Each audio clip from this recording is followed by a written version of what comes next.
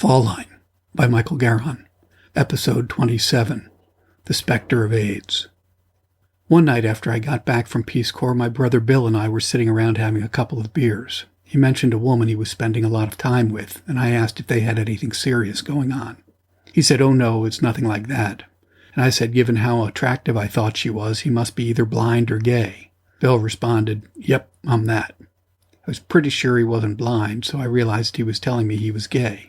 He was my best friend, and yet somehow I'd never thought about his sexual orientation. He said he'd kept it to himself because it upset a lot of people. I assured him his secret was safe with me. Only it wasn't, because I'm notoriously bad at keeping secrets. So I almost immediately began causing him pain and embarrassment. He was good about dealing with all the problems my big mouth created. Suffice it to say, he didn't remain in the closet long once he'd shared in confidence with me. I apologized for that. Then within a decade, he let me know that he'd tested positive for HIV. In those early days, AIDS was a death sentence. For newly infected and on treatment today, it's more of a chronic condition. But 37 million people have died from it, and 1 million more are still dying every year. Every minute of every day, 2 people die from AIDS. Back when Bill got infected, people knew the primary pathway was same-sex sex. Discrimination and stigma became the norm. They still are, but to a somewhat lesser extent. Without hope of survival, many of those who suspected they might be infected decided not to find out. Brother Bill was one of those. By the time he got tested, Bill had full-blown AIDS.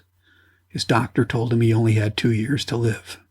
The closest my Asperger's syndrome has ever allowed me to get to empathy was on his 40th birthday in New York. I met him at a high-end cocktail lounge he frequented.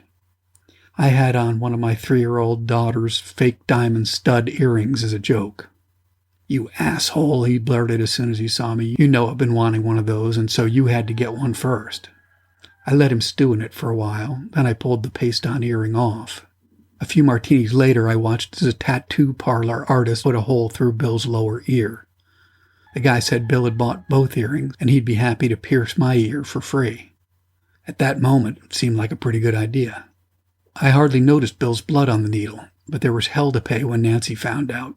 We checked the internet and found out that she was right about a shared needle as a viable pathway. She cut me off from unprotected sex until I tested clean for HIV. That night I realized for the first time what Bill's death sentence meant to him. I felt tears run down my cheeks, but then it probably wasn't empathy. It was probably more likely I was crying for myself. It's now been 30 years since the doctor told Bill he had 2 more years to live. His partner Bob died of AIDS 20 years ago. But Bill is in the tiny group they call those longest surviving with AIDS. He remains hale and hearty to this day. But back to where I began. I arrived in Tanzania determined not to make the same bad entry errors I'd made in Madagascar. I still demurred when offered trailing spouse work at the embassy, but I explained I had other gainful employment in mind. In truth, I didn't, but I knew better than to say I wanted to sit at home and write. Now, with my writing not going well, I determined to turn my white lie into truth. After M&G, I featured myself as something of an entrepreneur. I also thought I might like to teach. So I went up to the University of Dar es Salaam and found the Center for Entrepreneurial Development. It was in the business school.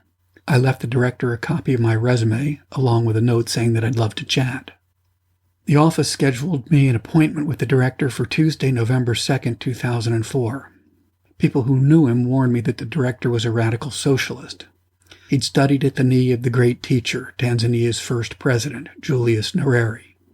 They went on to say that he had no love for Americans. When we met, I began to say I had first-hand experience in building a successful business. I said I thought I could help students with their assignments to develop business plans. I also said I had experience with angel investor clubs. I wanted to engage local high-net-worth individuals in a fast-pitch forum. The idea was that we'd have monthly breakfasts and entrepreneurs would pitch their plans. The angels would decide if any were worth investment. I told him I'd participated in such a forum in the U.S. He greeted my offer with open skepticism.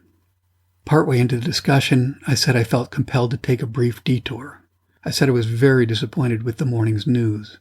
America had doubled down on our previous mistake by re-electing George W. Bush. I ended by apologizing. I said, "A wise man once said the U.S. elections are far too important to the world to be left to the Americans alone."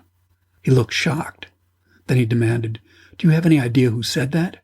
To which I replied, "Of course, the great Mwalimu, which is Tanzanian for teacher, Julius Nyerere." The director reached his hand across the table and said, "You're hired."